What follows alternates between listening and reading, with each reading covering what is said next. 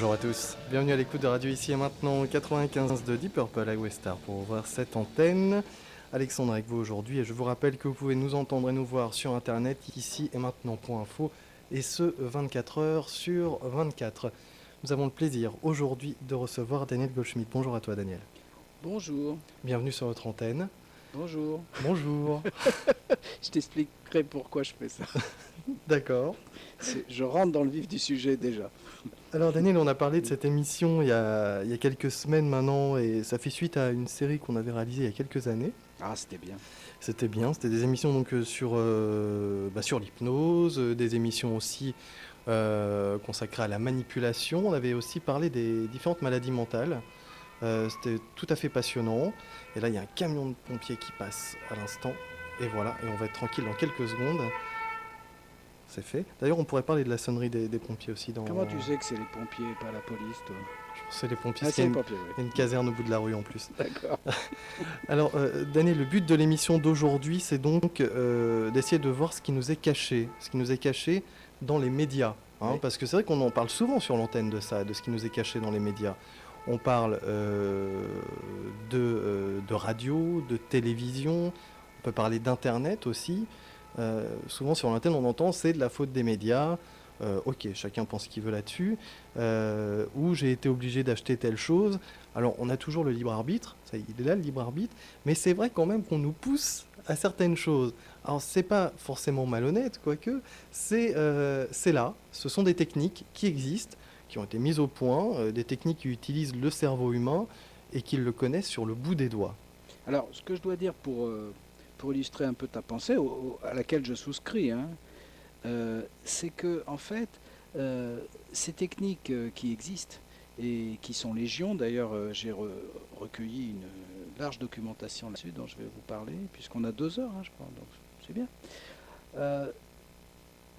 Si on veut être objectif, il faut reconnaître que la plupart des publicitaires et des hommes de médias qui utilisent ces techniques, au départ, on peut les trouver intuitivement.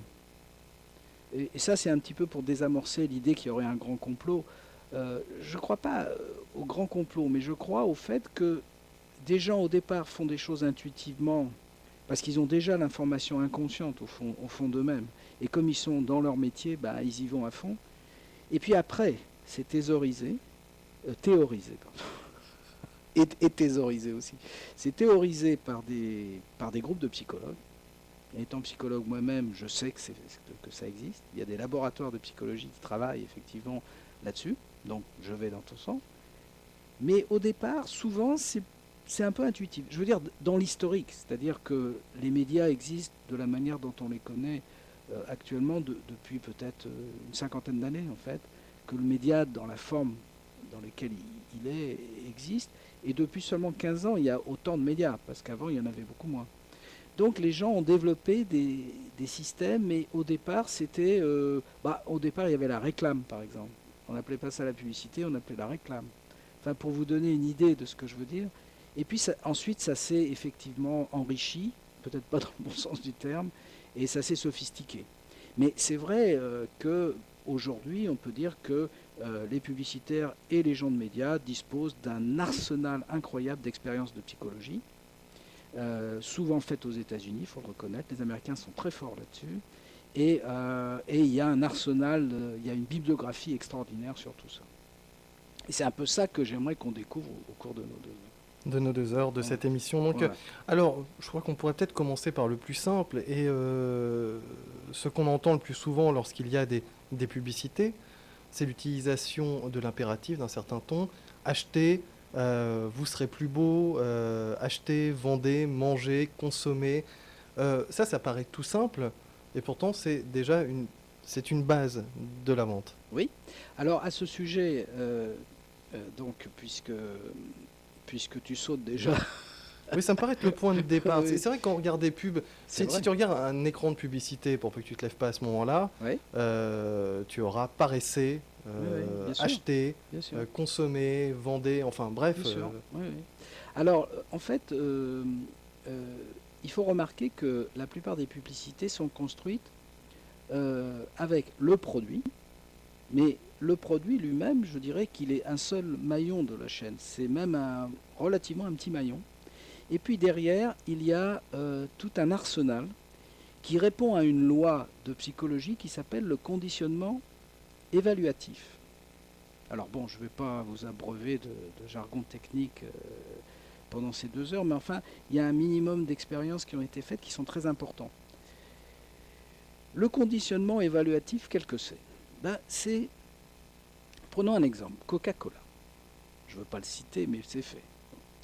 Ils ont une publicité où on voit un ours polaire en train de s'avaler goulûment une bouteille de Coca-Cola. Et c'est vrai que si on regardait ça avec un œil objectif, on pourrait se dire, mais qu'est-ce que l'ours polaire vient foutre dans cette histoire? J'ai jamais vu, effectivement, ce qui me concerne, je ne me suis pas trop baladé dans les régions arctiques, mais ceux qui l'ont fait, c'est rare quand on voit un ours polaire en train de boire du Coca-Cola. A priori, c'est pas tellement c'est plutôt le poisson, l'ours polaire. Bon. Et ben voilà, le conditionnement évaluatif, voilà ce que c'est. Alors je vous lis, parce que c'est un article d'ailleurs bien documenté d'un certain Olivier Corneille, parce que j'ai l'habitude quand même de citer mes sources. Il est professeur de psychologie à l'Université catholique de Louvain-la-Neuve en Belgique. Et il a fait tout un article donc, qui s'appelle « Le cerveau victime de la publicité ». Tout un programme. Bon. Alors, le conditionnement évaluatif est mis en évidence dans une expérience publiée en 2008. Brian Gibson de l'Université du Michigan a contacté des étudiants afin de mesurer leur attitude vis-à-vis des marques Pepsi-Cola et Coca-Cola. Bon. Il ne retenait dans l'étude que les étudiants qui préféraient nettement Pepsi-Cola à Coca-Cola.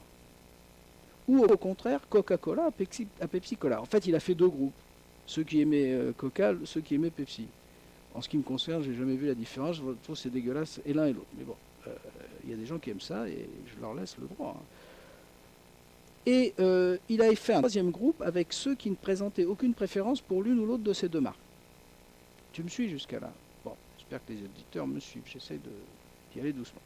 Ces étudiants étaient ensuite soumis à une phase de conditionnement. Bon. Pour ce faire, on utilisait un programme informatique qui présentait des images sur un écran d'ordinateur. Ces images associaient les marques à des images et à des mots positifs. Un champ de fleurs, le mot magnifique, etc. Ou au contraire négatif. De la vaisselle sale, le mot terrifiant. Dans un cas, Pepsi-Cola apparaissait aux côtés d'images et de mots positifs, et Coca-Cola apparaissait aux côtés d'images et de mots négatifs. Dans un autre, c'était l'inverse. En mesurant les sentiments ressentis spontanément par les participants envers ces 2 marques, à l'issue de cette phase de conditionnement, les psychologues ont constaté que le conditionnement avait porté ses fruits. Mais, et c'est là où évidemment il y a toujours une nuance aux choses, mais uniquement pour le groupe ne présentant pas de préférence au départ. Alors c'est important parce que, en règle générale, pour des produits nouveaux ou autres, on n'a pas de préférence au départ, puisqu'on ne les connaît pas. Donc, le groupe en question, il est large. Le conditionnement peut par conséquent influencer nos sentiments à l'égard de marques connues, mais uniquement lorsque nous n'avons pas de préférence initiale bien établie envers ces marques. Alors ça met bien le cadre de ce que je veux dire, c'est que de nombreuses expériences de psychologie semblent indiquer qu'il y a manipulation, c'est absolument... mais il y a quand même, malgré tout, une sorte de libre arbitre au départ. Alors c'est quand même... Je vois ce que tu veux dire, mais il faudrait savoir aussi comment est-ce que les personnes des groupes pour Pepsi ou pour Coca, déjà accrochées à la marque, ont été conditionnées pour être à tel point accrochées à cette marque. Ah oui, non mais... Alors, tu as parfaitement raison, et là, ils n'en parlent pas, évidemment. Là, il y a un biais. On est d'accord, il y a un biais.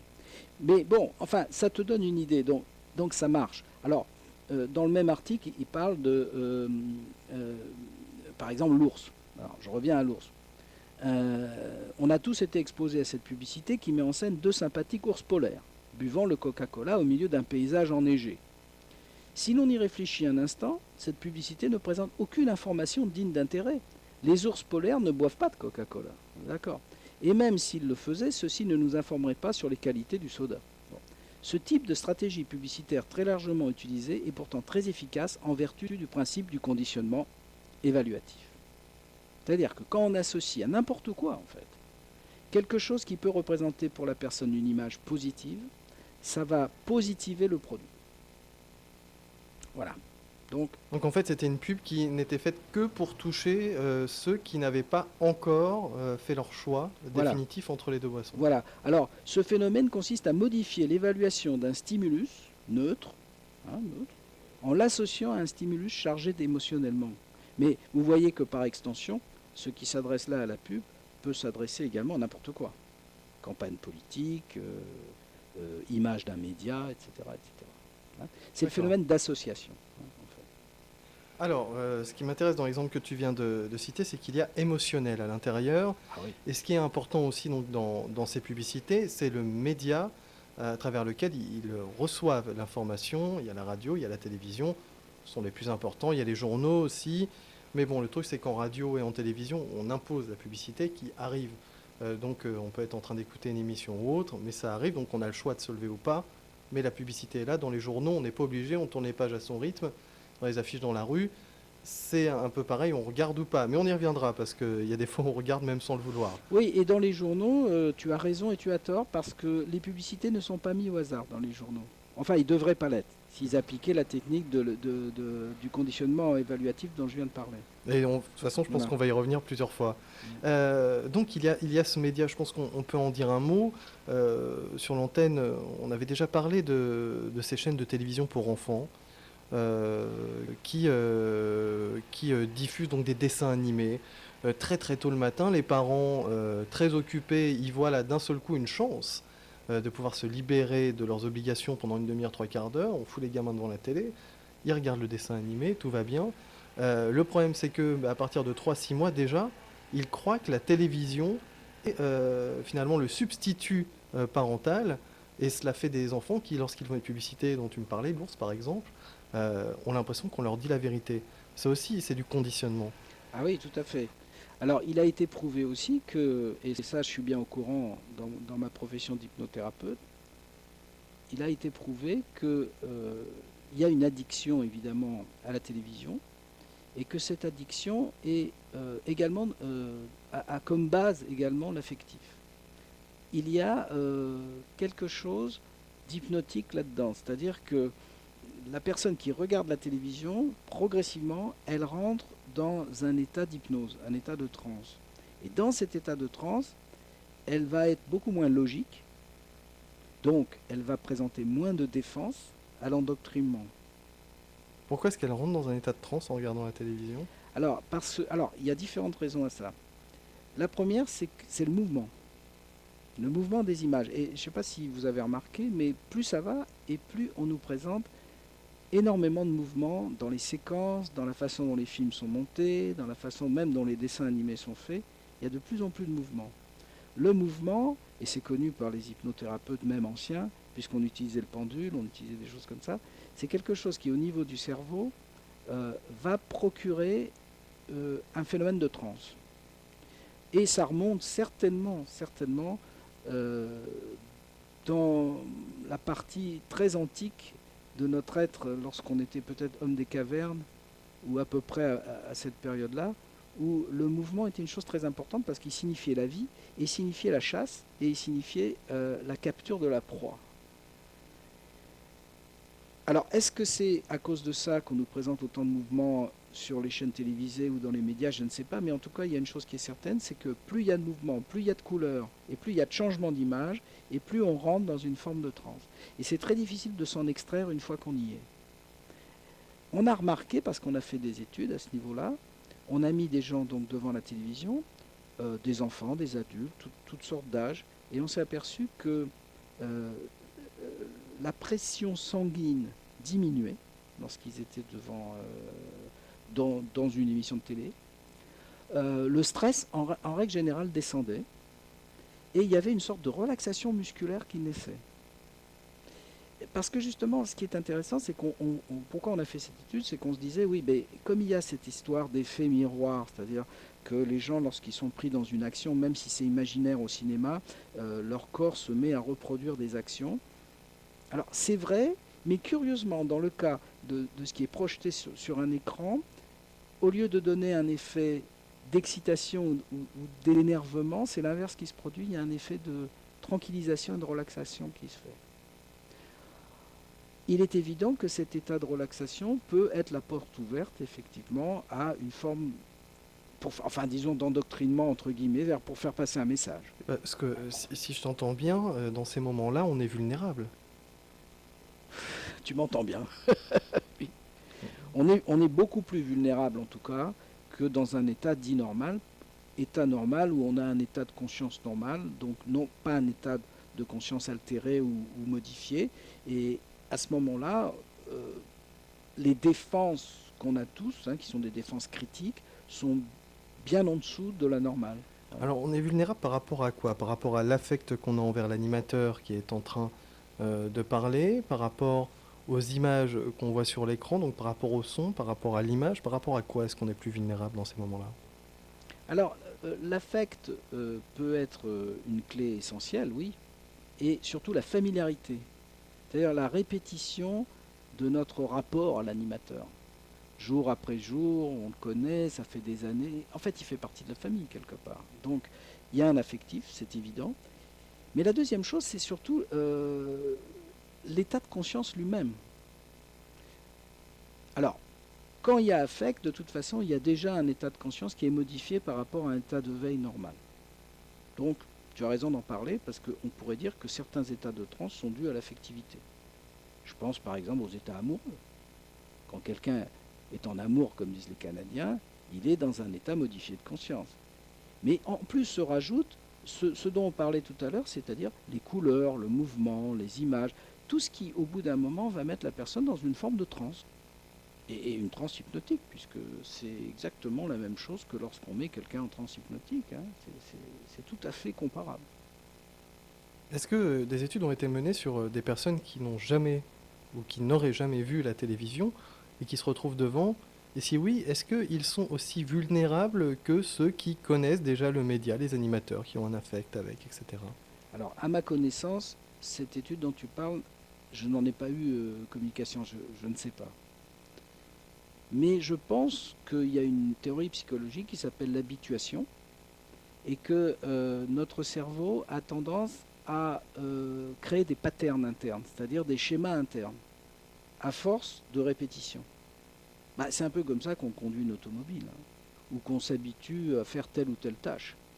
C'est l'habituation. C'est sûr que lorsque toi ou moi on a été devant un micro à la radio la première fois, on réagit tout à fait différemment qu'on réagit maintenant parce qu'on a pris une sorte d'expérience. En fait, c'est la notion d'expérience. Mais au fond, à force de reproduire une expérience sur soi-même, on finit par créer une habituation. Cette habituation, c'est une sorte de corridor, de tunnel qui permet effectivement un certain nombre d'autres phénomènes d'arriver. Alors maintenant, est-ce que quelqu'un qui n'aurait jamais... D'ailleurs, ça va être difficile de trouver quelqu'un qui n'aurait jamais été devant un poste de télé, enfin quelqu'un d'adulte, je veux dire. Est-ce qu'il serait aussi sensible à ce dont on vient de parler que quelqu'un... Je pense que non, il le serait moins. Il le serait moins parce que son sens critique serait en éveil. Et déjà, il remarquerait plein de choses que nous, on ne remarque plus. Et notamment les stratégies qui sont utilisées, j'allais dire contre nous, mais enfin, à notre insu, on va dire. Mais alors, pour qu'un film nous plaise ou un livre nous plaise, il faut qu'on trouve des points d'attache avec l'un des personnages au moins et qu'on fasse, pas un transfert, mais en tout cas qu'on retrouve des points communs avec l'action, les pensées ou autres d'un personnage. Et c'est comme ça qu'on rentre bien dans un roman ou dans un film. Quand il s'agit de la télévision, qu'est-ce qu'il faut mettre en avant? Puisque là, on parle d'études, de notre vision de la chose et de ce qu'ils essaient de nous faire passer. Est-ce qu'il faut que l'animateur ou l'animatrice soit plus beau, plus belle? Est-ce qu'il faut qu'il soit familier? Qu'est-ce qui fait qu'on retrouve un lien? Alors, écoute, je vais te parler d'une expérience intéressante qui a eu lieu récemment et qui répondait à la question « Pourquoi avez-vous envie d'un objet complètement inutile que vous avez vu dans une émission de téléachat ?» Voilà, par exemple. Et ça s'appelle, pour les psychologues, lien affectif au présentateur et achat impulsif.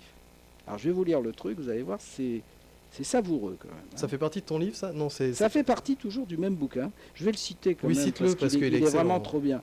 Alors, ça s'appelle 150 petites expériences de psychologie des médias, sous-entendu pour mieux comprendre comment on vous manipule. Bon. C'est fait par, quand même, pas le dernier des cons, docteur en neurobiologie, Sébastien Boller. Il est journaliste au magazine Cerveau et Psycho et chroniqueur à l'émission d'analyse des médias Arrêt sur Image, anciennement sur France 5, et puis ils l'ont viré. Et maintenant, on peut le retrouver, ce monsieur très intelligent, sur le site internet arrêtsurimage.net. Donc, je répète, arrêtsurimage au pluriel, le tout lié.net. Si vous voulez en savoir plus, il vous en dira plus sur son site. Mais il est très intelligent, ce type, et bien que j'ai une belle estime pour la chaîne France 5, bah, ils l'ont quand même ils l'ont arrêté parce qu'à mon avis, il allait un peu trop loin, le gars.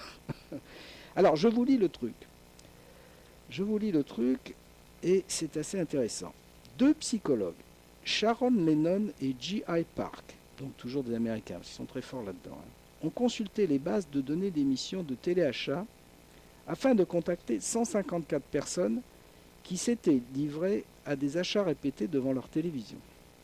Elles ont posé à ces personnes une série de questions pour savoir si leur achat était plutôt impulsif, on achète sur une envie subite, sous le coup d'une émotion et non d'une réflexion, ou plutôt réfléchi. Elles leur ont aussi posé des questions pour évaluer la nature de leur relation avec le présentateur. La personne qui présentait l'émission leur était-elle sympathique? Avait-elle l'impression que cette personne leur était proche, connaissait leur goût et leur envie, etc. Les psychologues ont alors constaté que les personnes se livrant le plus fréquemment à un achat compulsif dans une émission de téléachat sont dans une relation de type affectif avec le présentateur. L'acte d'achat est alors dicté par une émotion et une proximité. C'est un moyen de se rapprocher de la personne et de lui ressembler, plus qu'un véritable souci d'ordre pratique. Alors je ne sais pas si tu vois, mais ça donne une idée finalement de la notion si importante de l'émotionnel en règle générale, à la fois dans l'immédiat et dans la publicité. L'affectif étant au fond une émotion comme une autre. Bon. Mais on voit bien que les gens, en fait, qu'est-ce que ça veut dire? Ça veut dire que les gens ils consomment n'importe quoi à partir du moment où affectivement ils sont touchés par le présentateur. Et Dieu sait s'il y a certains comme Bellemare et d'autres enfin Bellemare on le voit plus, mais qui savaient s'y prendre.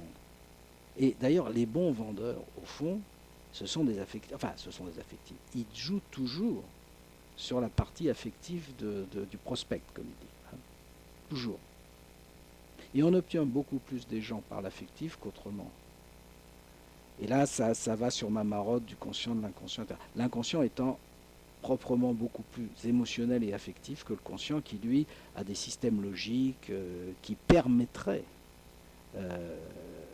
de pallier à l'endoctrinement, alors qu'en fait, la plupart du temps, ça ne se produit pas. Mais alors, si on n'a pas d'argent, parce que la plupart des gens qui achètent en téléachat et qui achètent à crédit dans les trucs de téléachat, etc., sont des personnes qui ont des problèmes financiers. Ah oui, malheureusement. Oui. Comment est-ce que cette barre de l'affect dépasse cette notion de réalité qui est je n'ai pas de l'argent pour acheter le produit? Alors je continue à te lire parce que c'est bien fait. Alors les émissions de téléachat cherchent à créer ce lien faussement personnel entre le présentateur et son public. Sharon Lennon relève ainsi que les présentateurs de telle émission développent des phrases et des types de conversations qui tendent à les faire paraître plus semblables à leur public, pour augmenter cette sensation de proximité qui peut favoriser l'achat impulsif. C'est ainsi que plus les gens regardent fréquemment ces émissions, plus ils en viennent à considérer le présentateur comme une bonne connaissance et à acheter par sympathie.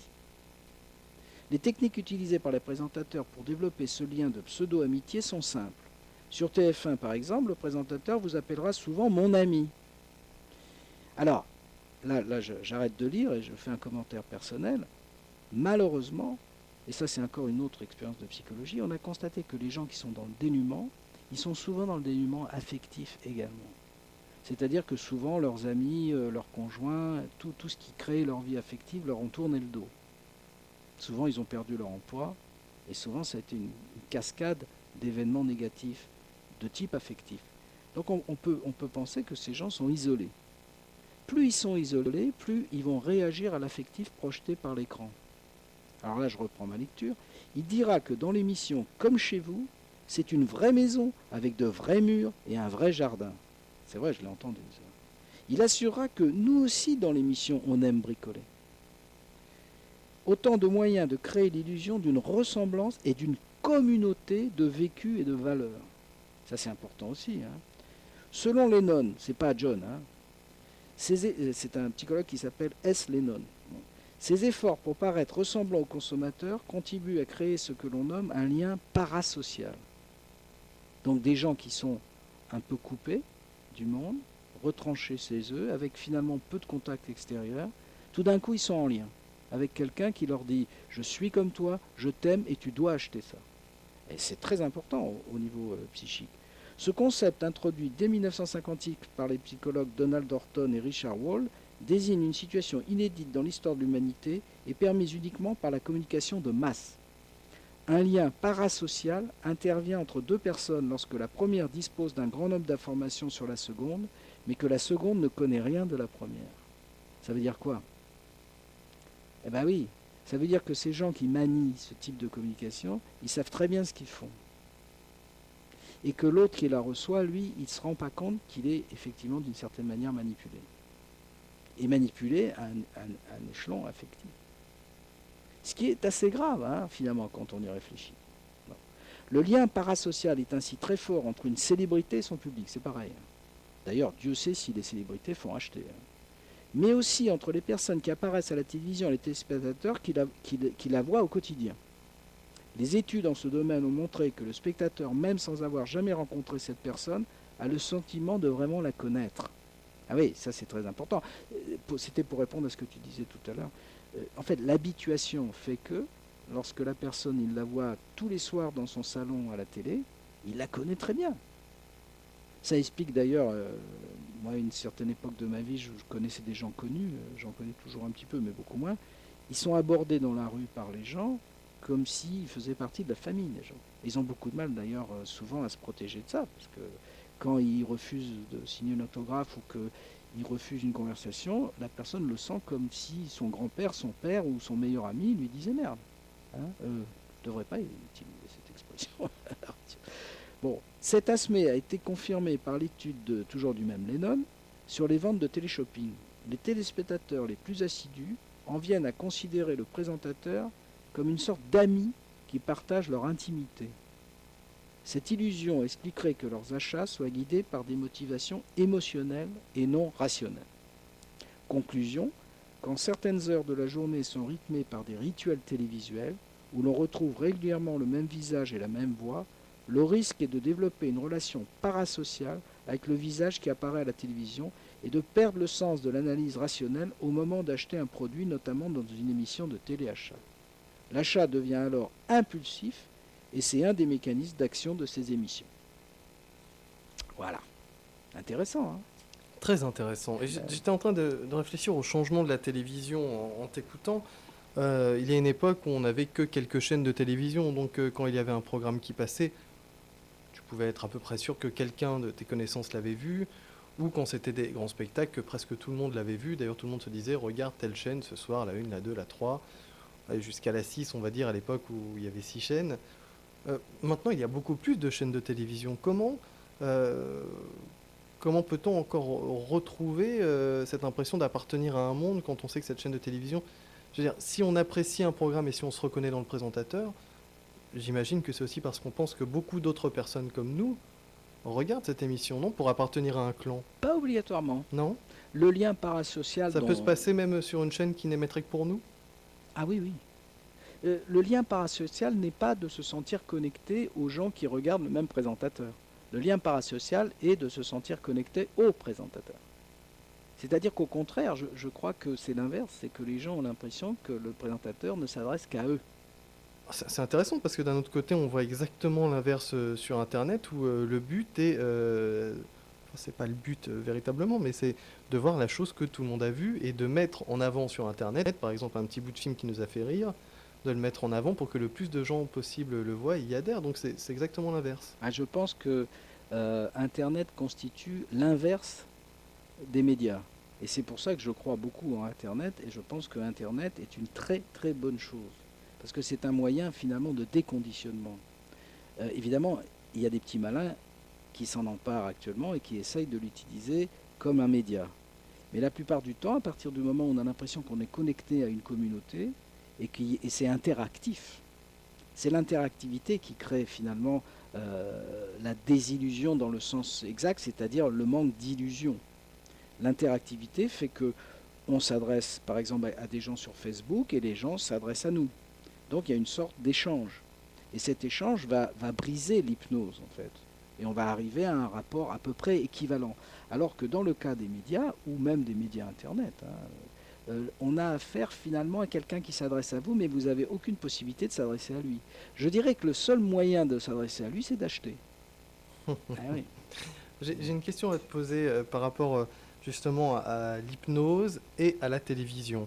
Au fait que quand on regarde un programme de télé, tu en parlais tout à l'heure, on est un peu plus calme, le flux sanguin est un peu plus lent, on est détendu, on a les yeux qui se ferment un petit peu. Oui. J'ai remarqué quelque chose qui est arrivé en France il n'y a pas si longtemps que ça, finalement, qui était aux États-Unis depuis un bout de temps. Ce sont à la fin d'une émission des bandeaux en bas d'écran qui nous disent la prochaine émission, ça va être ça. Et en fait, en y réfléchissant, en préparant cette émission, je me suis dit que ces bandeaux étaient mis à partir du moment où le générique était lancé, avec le nom de tous ceux qui ont fabriqué l'émission. Ce qui fait qu'on ne regarde pas le générique, on ne regarde pas le nom des personnes qui ont fait cette émission, et pourtant elles sont nombreuses.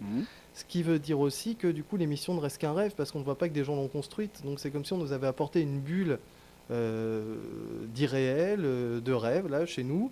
On ne voit pas que des gens ont construit l'émission, on ne voit pas qu'il y a des gens qui ont travaillé dessus, et ça nous enfonce encore plus dans ce rapprochement avec l'écran. Ah oui, tu as parfaitement raison. Mais ce qu'il faut comprendre, c'est que en fait, le média en tant que tel, que ce soit le cinéma, la radio un peu moins, mais la radio aussi, hein, la télévision et toutes sortes de médias, parce que ce sont des médias, ils vont créer à l'intérieur du sujet, de la personne qui écoute ou qui regarde, une sensation qui s'apparente à l'hypnose, parce que au moment où la personne écoute, elle fait appel dans son cerveau justement à la faculté hypnotique. Pourquoi? Parce que, excusez-moi pour le graillon, mais en ce moment il ne fait pas chaud. Au fond, pour revenir à ce que je disais tout à l'heure, si nous restions parfaitement logiques constamment et parfaitement conscients constamment, on ne pourrait pas rentrer dans un film, ou on ne pourrait pas rentrer dans un feuilleton, ou on ne pourrait pas émotionnellement être en osmose avec la personne qui est sur l'écran. Pourquoi? Parce qu'on se dirait constamment, je ne peux pas être en osmose avec un dessin qui bouge. Ce qui nous permet de rentrer dans un film, ce qui nous permet de rentrer dans une émission de radio, ce qui nous permet, c'est justement cette faculté d'hypnose. Parce que je sais que tu suis mes émissions de temps en temps et je souligne toujours la même chose, c'est que l'hypnose est un phénomène parfaitement naturel. C'est le troisième état du cerveau. C'est cette hypnose qui nous permet justement de concevoir que ce n'est pas un film, c'est quelque chose que l'on vit au moment où l'on le vit, avec tout ce que ça peut comporter d'émotionnel, mais aussi de pensée. On peut avoir des pensées logiques, par exemple, sur un film qu'on est en train de voir. Mais à chaque fois qu'on a cette pensée, on n'est plus dans le fait que c'est un film. Alors ça rejoint exactement ce que tu disais. Au fond, les gens ne regardent plus du tout les génériques. Ça ne les intéresse absolument pas que ce soit des gens qui ont conçu ça, parce qu'ils se l'accaparent affectivement. Ça devient quelque chose à eux. Mais si ça devient quelque chose qui leur appartient, c'est à travers cet état d'hypnose qui est créé par le média lui-même. Tu penses qu'en quelque sorte, les spectateurs pensent qu'ils ont eux-mêmes créé l'émission en la regardant? Je pense qu'ils ne pensent pas ça, parce que ça, c'est une pensée qu'ils auraient, qui serait quand même un peu dérangeante. Ouais, mais on a fait intervenir sur la plupart des émissions de divertissement maintenant une interaction avec le public Oui, par oui. rapport au vote, par rapport... Oui. Il y a un effet affectif. Ça, c'est évident. À partir du moment où la personne reste scotchée à l'émission, elle se l'incorpore d'une certaine manière, elle se l'avale, elle se la rend sienne. Et c'est la raison d'ailleurs pour laquelle les gens reviennent toujours à cette émission-là, c'est que ça devient leur émission. Et quand on leur enlève leur émission, ils écrivent aux chaînes et ils se manifestent parce qu'on leur a enlevé leur présentateur ou leur émission. Pas bien longtemps. Non. C'est ça qui est intéressant. Heureusement, c'est d'ailleurs. que la télévision a réussi à créer une dépendance qui finalement lorsqu'on n'y répond pas, fait qu'on passe à autre chose. C'est-à-dire, c'est l'effet de zapping. Et comme tu le dis très bien, à une époque médiatique, il y a 20 ou 30 ans, il y avait beaucoup moins de médias. Et donc, les gens étaient très, très, très accrochés. Moi, je me souviens, il y avait Guy Lux à l'époque.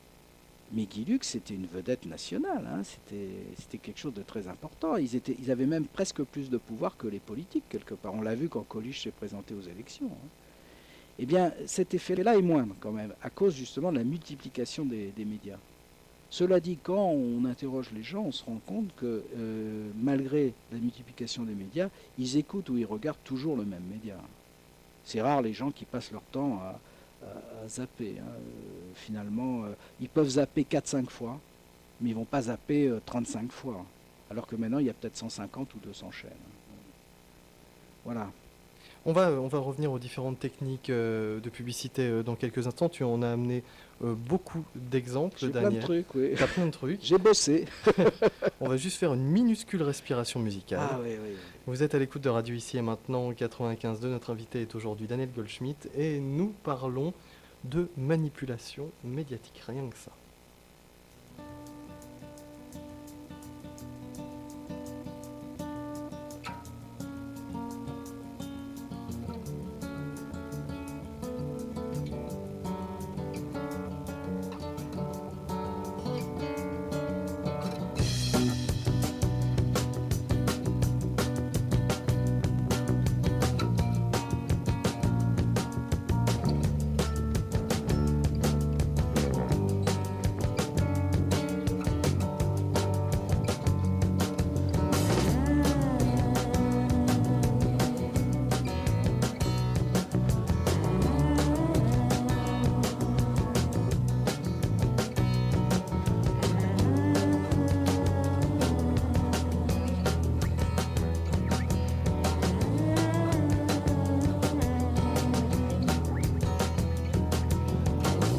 As you take my hand, just as you write my number down, just as the drinks arrive, just as they play your favorite song, as your body disappears. No longer wind up like a spring before you had too much. Come back and focus again. The walls have been in shape. They got a Cheshire cat grin, all blurring into one. This place is on a mission before the night out, before the animal noises closer get cameras, before you come at all.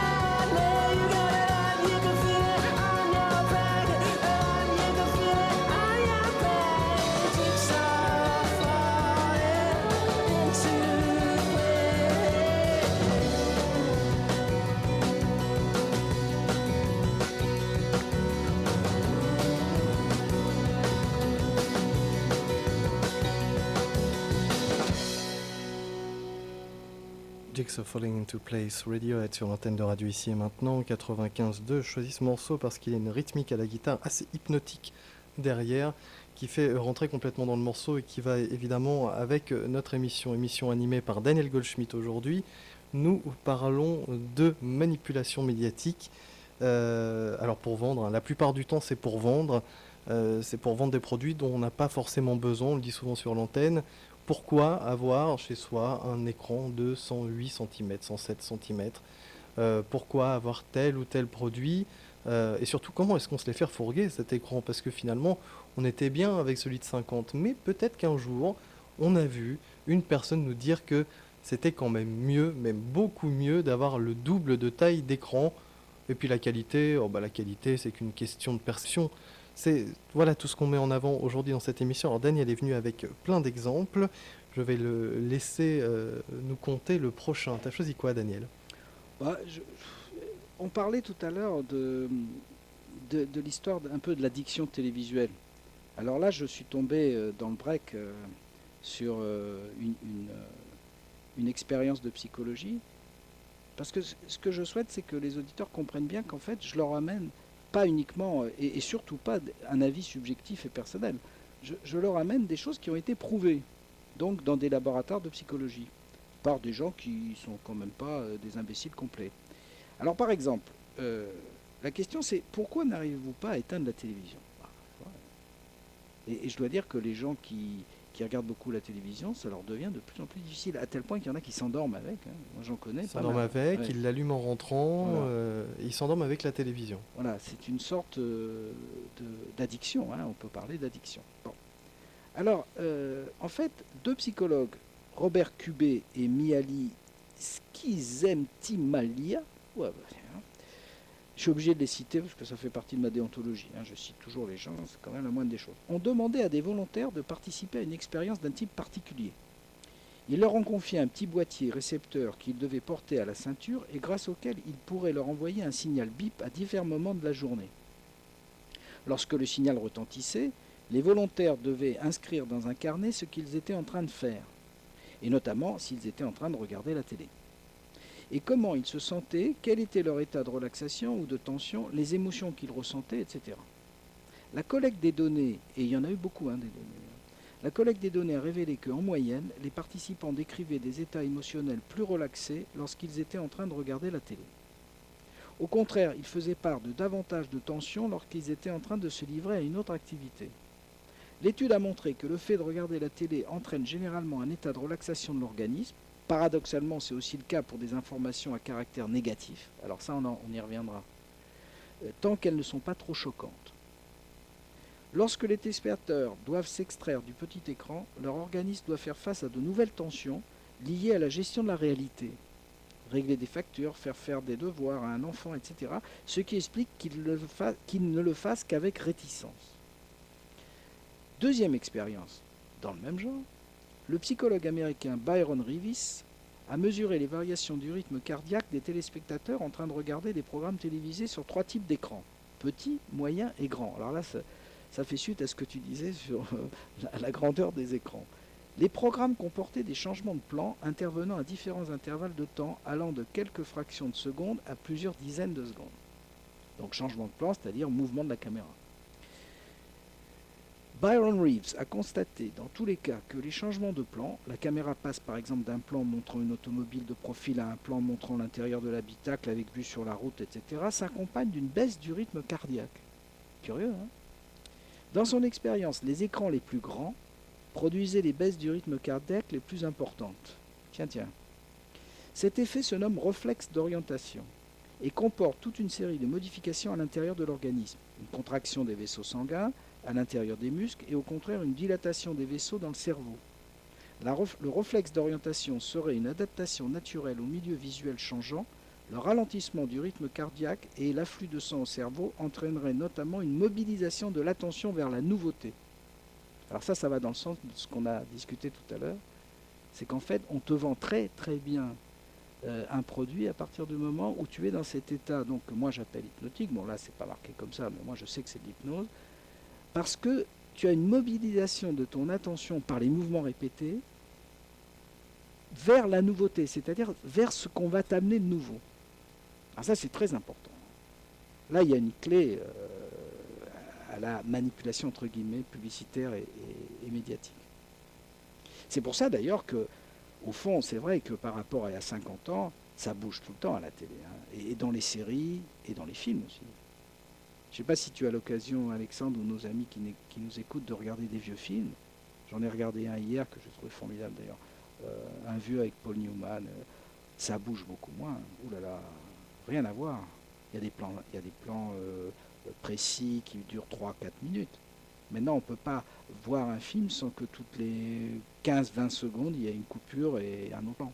Mais c'est fait quelque part exprès, puisque ça crée une relaxation chez l'auditeur. Or, Et donc les plans les plus longs créent la tension, par contre. La tension est présente, je pense à bon, peut-être du Hitchcock, mais là on est dans les vieux films, et à du De Palma, qui aime bien les plans entre 5 et 10 minutes. À ce moment-là, il y a plus de tension. Il y a plus de tension chez le spectateur. Mais c'est une autre manière, finalement, d'accaparer son attention, mais ça peut être plus négatif.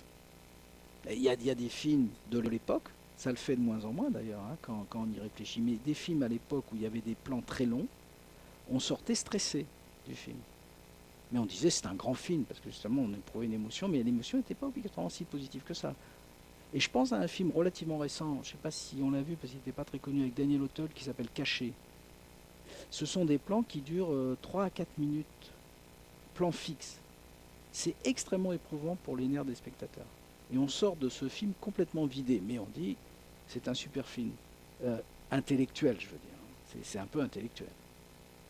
Donc il y a visiblement un rapport entre la rapidité des images, la rapidité des plans et la notion de relaxation. Et ma marotte revient, c'est évidemment comme ça qu'on induit l'hypnose.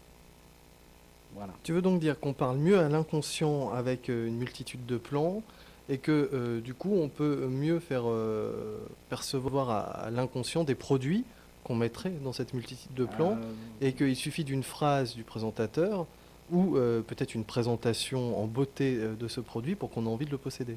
Ah oui. Ah oui, mais c'est exactement ce que je veux dire. Mais ça a été prouvé. Hein. Là je lis mon article, une simple observation des programmes du soir vous le révélera. Les publicités comprennent notamment des changements de plan toutes les 2 ou 3 secondes. De tels changements, où est-ce qu'elle est ma page ? Oui, de tels changements de l'environnement visuel sont bien plus rapides que ce que nous rencontrons dans la réalité. En conséquence, le réflexe d'orientation est activé en permanence et maintient un état artificiellement relaxé. Partant de là, le téléspectateur doit s'extraire de cet état de relaxation s'il désire retourner à la réalité. Cela demande un effort qu'il ressent parfois sous la forme d'une difficulté à sortir d'une sorte de torpeur, lourdeur, donc hypnose, pour sortir de son fauteuil. Et d'autres études ont été menées sur une classe particulière de téléspectateurs qualifiés de télédépendants. Il s'avère que ces personnes utilisent la télévision pour ne pas penser à autre chose et pour ne pas devoir affronter des pensées désagréables. Donc en fait, ils ont réussi, les créateurs d'audiovisuel, à créer une télévision qui rend addict de par sa construction visuelle, des plans de plus en plus rapides, qui permettent donc de laisser de côté la réalité, la vraie vie, et le spectateur, qui devient consommateur d'images, devient aussi consommateur de produits pour rester dans le rêve que lui propose la télévision, et c'est pour ça qu'il achète. Je ne suis pas contre ce que tu viens de dire. D'accord. Ok. Je ne pense pas que ça a été prouvé comme ça, quoique c'est ce que l'article sous-entend. Oui, c'est un peu... Je pense que, alors par le système affectif qu'on avait vu tout à l'heure, tu as raison, parce que ça va mettre le téléspectateur dans un état affectif, de relaxation, mais affectif aussi, et on va pouvoir lui balancer à travers cet affectif le produit. Et pour rester dedans, c'est bien d'avoir un produit qui a été acheté à la télévision, parce que ça nous ramène dans un état... c'est comme provoquer l'effet d'une drogue apaisante en réfléchissant à l'état dans lequel on était quand on l'a pris. C'est comme l'amour, c'est comme tomber amoureux. Il y a quelque chose de similaire. Un autre exemple, Daniel ? Oh, bah c'est pas ça qui manque. Oui, je sais bien, c'est un plaisir. Alors on va prendre quelque chose qui m'intéresse et qui t'intéresse aussi. Ah, sur le flux... Non, là c'était sur les campagnes anti-tabac. Oui. Alors ça c'est très intéressant parce que ça prouve que nos publicitaires, ou plutôt nos hommes d'État, sont complètement à côté de la plaque. Là, pour une fois, c'est amusant. Oui, on va pas dire que c'est voulu. Ah ben non, c'est pas voulu, mais ils obtiennent le contraire de ce qu'ils veulent. Alors, je lis. Depuis les débuts des années 2000, une vaste campagne a été lancée pour sensibiliser le public aux méfaits du tabac. Le spectateur s'est ainsi vu proposer au cours de l'année 2004 des clips chocs. Certains se souviennent peut-être de cette séquence filmée montrant une chambre d'appartement jonchée de cigarettes, puis un couloir obstrué lui aussi par des milliers de mégots, et finalement une voix expliquant qu'un enfant vivant dans cet appartement aura fumé, par tabagisme massif, plus de 20 000 cigarettes dans les 6 premières années de sa vie. Je me souviens de cette pub, je sais pas si... Oui.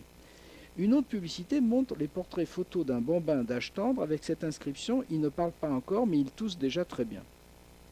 Mais d'autres visuels vont plus loin, les radiographies de poumons, noircies par le goudron, etc. etc., etc. Bon. Alors, ces publicités produisent-elles l'effet escompté? C'est intéressant. Hein. Éloignent-elles réellement les jeunes et les moins jeunes de la cigarette? Qu'est-ce que t'en penses? Hein? Non, j'avais déjà fait une émission avec un tabacologue sur l'antenne Ah d'accord. qui travaillait sur l'addictologie et qui nous expliquait que c'était pas ce qu'il fallait faire et qu'en plus on ouais, provoquait des maladies avec ce genre de publicité. Alors, voilà la réponse des psychologues. Howard Leventhal et Patricia Niles ont montré à des volontaires des films sur le cancer du poumon provoqué par la cigarette. Le contenu de ces films était plus ou moins explicite et effrayant. Dans les films les plus doux, un conseiller mettait en garde contre les méfaits du tabac, tandis que les films les plus durs montraient une opération chirurgicale où apparaissaient les goudrons incrustés par la fumée de cigarette dans les poumons, les cils paralysés des bronches, les vaisseaux sanguins endommagés, l'incision initiale, l'écartement des côtes, l'extraction du poumon noir et malade, enfin, j'en passe et des meilleurs. Les volontaires devaient ensuite indiquer dans quelle mesure ils étaient désireux d'arrêter de fumer dans un futur proche. En collectant les données issues de ces questionnaires, H. Leventhal et Patricia Neal ont constaté que les volontaires ayant visionné le film le plus effrayant étaient moins enclins à arrêter de fumer que ceux qui avaient vu les versions les plus douces. Alors, ça veut dire quoi? Ça veut dire que le fait d'effrayer ne suffit pas pour modifier les comportements. On laisse pas la place à l'imaginaire. C'est l'imaginaire qui fait le plus peur, c'est pas l'image. Voilà. Au fond, tu as résumé les études de 6 mois des psychologues. C'est exactement ça. La peur n'est pas un moteur suffisant en soi pour susciter l'action et les messages de sensibilisation qui misent uniquement sur ce sentiment peuvent manquer leur objectif dans bien des cas. Comment expliquer ce paradoxe? Ne devait-on pas s'attendre à ce que des fumeurs confrontés au danger extrême du tabac soient les premiers à prendre le taureau par les cornes et à mettre frein à leur consommation? Alors plusieurs hypothèses ont été proposées pour expliquer cette situation. Premièrement, un fumeur placé face à une télévision d'horreur peut mettre en place des mécanismes de défense psychique. Alors ça rejoint ce qu'on venait de dire sur la relaxation devant l'écran. Donc qu'est-ce qu'on essaye de faire par ça? Par les mouvements, enfin tout ce qu'on a discuté au préalable, c'est mettre la personne justement dans un système où les mécanismes de défense psychique ne jouent pas. Tandis que là, ça joue. Donc je relis. Premièrement, un fumeur placé face à une télévision d'horreur peut mettre en place des mécanismes de défense psychique afin de ne plus y penser tellement il a peur que cela lui arrive. Ah ah. Dès lors, une forme de déni s'installe. Cela ne peut pas m'arriver, cela n'arrive qu'aux autres, et le fait de continuer de fumer est posé comme un défi. L'autre hypothèse est celle dite de la réactance. Face à une contrainte trop forte, l'individu adopte le comportement contraire à celui recommandé. C'est le cas de gros fumeurs qui, fumant 2 paquets de cigarettes par jour, découvrent un jour les photos effrayantes du cancer du poumon dans un magazine et qui augmentent leur dose. C'est véridique. C'est pour ça que je le lis, parce que ça m'a fait réagir. Par réaction au message proposé. Donc quand même, la personne, elle réagit quand même. Mais elle réagit dans ces cas-là. La réactance s'observe souvent chez les personnes qui se sentent contraintes d'agir en conformité avec un message extérieur et qui bravent ce message pour conserver une illusion de liberté. La peur est-elle donc inefficace dans ces magazines, à la radio, à la télévision pour inciter les gens à arrêter de fumer? Pas forcément, comme l'ont montré d'autres expériences. Mais, alors je ne sais pas si ça vous intéresse que je vous lise bon. Ainsi, la psychologue Kim Witt a montré qu'une menace extrême peut être efficace, dans certains cas, si elle s'accompagne de recommandations précises pour s'y soustraire, ainsi que des mots qui mettent le spectateur ou l'auditeur en confiance. Dans une de ses études, elle présentait à des étudiants des chiffres chocs sur la mortalité par le sida. 10 000 personnes meurent du sida chaque jour, enfin mouraient, parce que ça chaque jour dans le monde, mais aussi des recommandations claires à côté. Vous trouverez des préservatifs dans les grandes surfaces ou en distributeur, leur usage est simple et sans danger, ainsi que des phrases insistant sur la capacité des jeunes à prendre leur santé en main. Vous pouvez le faire, il n'y a aucun obstacle. Alors, c'est ce qui est très intéressant aussi. Alors, on parlait du tabac, là on en est venu au sida, mais moi je voudrais dire un mot aussi de la politique. Parce que je pense que tu y as pensé en même temps que moi. Il est bien évident que nos hommes politiques sont assistés par toutes sortes de psychologues. Et ça, c'est l'effet de réactance, c'est quelque chose qu'ils connaissent très bien. Et on voit autant la première expérience se solder par une action négative, enfin une réaction négative, mais on voit la deuxième se solder par une réaction positive. Pourquoi ? Parce que on fait peur, mais juste derrière, on propose une solution. Et une solution évidente et efficace. De là à penser que faire peur, c'est l'atout majeur de certains politiques, à partir du moment où, tout juste après, le mot d'ordre c'est « si vous voulez éviter tout ça, vous votez pour moi ». Et ça fonctionne par effet de réactance de la même manière. Disons que dans un premier temps, on laissait aux gens une sorte de libre arbitre, en leur disant on vous présente les faits, fumer tue énormément, regardez les cancers, regardez comme c'est horrible, mais on ne leur donnait pas la solution. Ou la solution était inscrite du genre arrêtez de fumer, mais elle faisait peur au fond. Et il y avait un effet de réactance à l'envers. Mais là, on leur donne tout de suite après une sorte de réaction immédiate. Vous ne voulez pas attraper le sida, vous trouverez des préservatifs dans les grandes surfaces ou en distributeur. Leur usage est simple et sans danger. Vous avez peur de la vie, vous avez peur de tout ce qui nous menace, vous avez une conclusion évidente, votez pour moi. Voilà. Pour moi, c'est exactement la même chose et c'est l'effet de réactance qui joue dans ces cas. Alors, qu'est-ce qu'on a d'autre J'aimerais bien qu'on s'arrête sur la diction plus ou moins lente. On en a parlé, ça tu m'en avais parlé en préparant l'émission. Alors, je te lis. Pourquoi les gens parlent-ils si vite sur les chaînes ou les radios d'information ? Alors, on pourrait même élargir oui. Qui... On peut élargir au VRP, enfin à certains VRP, à certains vendeurs, etc. Voilà. Alors, vous ne l'avez peut-être pas remarqué, mais si vous fermez les yeux devant votre téléviseur ou si vous écoutez uniquement le son des publicités, des émissions de divertissement ou des informations, vous serez peut-être surpris de constater qu'on y parle vite. Bon, je suis en train de parler très vite, mais ce n'est pas pour la même raison. Hein. C'est parce qu'on a beaucoup de choses, j'ai beaucoup de matériel. Beaucoup plus vite que dans une conversation courante. Vous pouvez faire l'expérience, après avoir écouté la télé de cette façon, éteignez le poste et tendez l'oreille aux conversations qui reprennent dans votre chambre, dans votre salon. Vous constaterez à quel point le rythme est plus lent. Bah oui. De même, certaines radios d'information continuent, débitent de la parole à un rythme accéléré comme si c'était un gage de qualité. En plus de la fonction excitatrice des images décrites dans les fiches 7 à 35 de cet ouvrage, bon, parce qu'il parlait justement du côté... Pour vendre un truc, il faut relaxer, mais il faut exciter. Donc c'est un peu paradoxal. Bon. Il semble donc que le débit élevé des mots soit une caractéristique de certains médias dans une logique du toujours plus vite. Intéressant, hein ? Et c'est vrai. Cette caractéristique s'explique en partie par le fait que le public associe fréquemment une parole rapide à un discours crédible. Intéressant, hein ? Je voulais que tu parles de ça pour faire suite à la politique dont on vient de parler. Oui, c'est vrai. Lorsque nous entendons quelqu'un parler vite, notre cerveau en tire la conclusion également rapide que cette personne sait de quoi elle parle et qu'il faut lui faire confiance. C'est ce qu'a montré cette expérience. Alors là, elle est passionnante l'expérience. Un psychologue, Franklin Boster, a fait écouter à 120 étudiants américains et 120 étudiants coréens un même texte enregistré sur bande magnétique en 2 versions. Dans la première version, le texte était prononcé sur un rythme rapide, et dans la seconde, il était prononcé sur un rythme modéré ou lent. Une partie des auditeurs devait ensuite écouter la version lente et l'autre la version rapide. Ensuite, ils devaient remplir des questionnaires leur demandant à quel point ils adhéraient à ce qui était dit, s'ils trouvaient la personne globalement crédible dans son propos. La comparaison des résultats dans les différents groupes de participants a livré 2 conclusions. Chez les auditeurs américains, qu'ils soient hommes ou femmes, la personne qui s'exprime sur un rythme rapide est perçue comme davantage crédible que celle qui s'exprime sur un rythme modéré ou lent. Chez les auditeurs coréens, ça c'est intéressant parce qu'il y a un effet de culture, les femmes trouvent le locuteur rapide plus crédible, mais les hommes trouvent au contraire la version lente plus crédible. Cette expérience montre que dans les cultures occidentales, notamment aux États-Unis et en Europe, la vitesse d'élocution est inconsciemment interprétée comme un signe de crédibilité, peut-être selon le raisonnement instinctif suivant: s'il parle vite, c'est qu'il n'a pas d'hésitation, il maîtrise son sujet.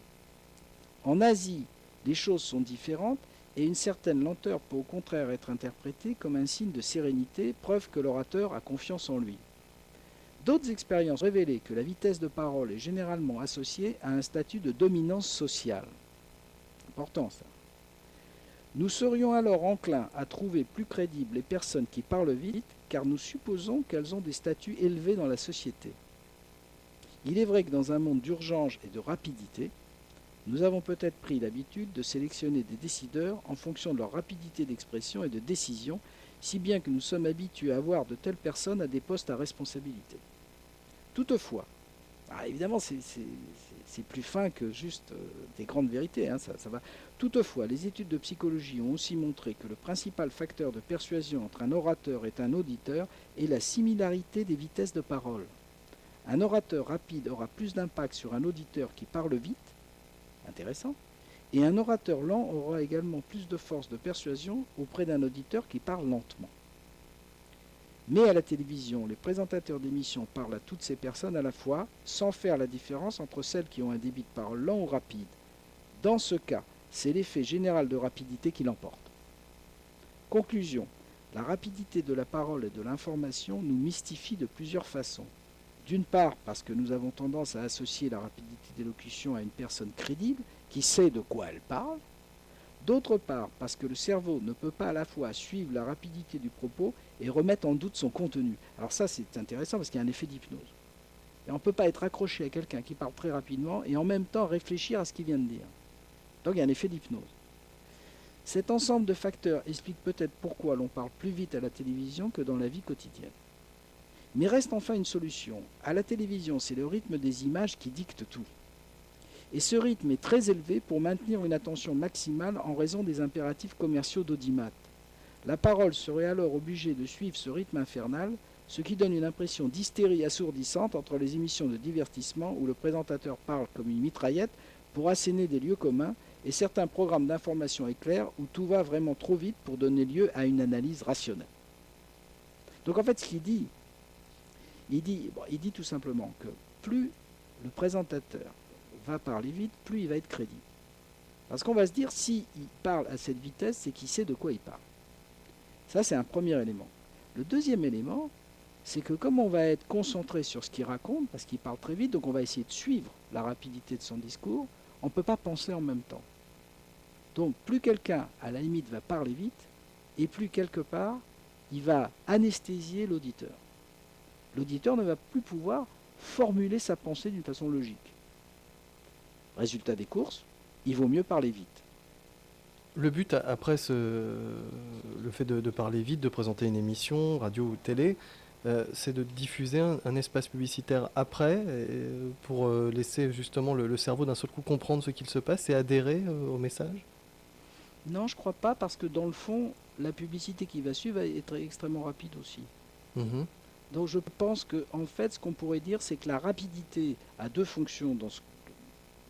D'ailleurs, c'est en fonction de ce qu'on vient de voir précédemment. La première fonction, c'est de mettre l'auditeur dans une sorte d'hypnose. Donc rapidité de ton, mais rapidité d'image aussi. Et la deuxième, c'est créer la relaxation à l'intérieur de la personne. Parce que contrairement à ce qu'on pourrait penser, la rapidité des images ou la rapidité des mots ne crée pas chez l'auditeur, ça peut créer une sorte d'excitabilité, mais ça ne va pas créer comme on le croit, et c'est très intéressant, ça ne va pas créer comme on croit une excitation qui pourrait amener par exemple à une tension artérielle forte ou à un énervement. C'est l'inverse. La rapidité, en règle générale, a tendance à relaxer.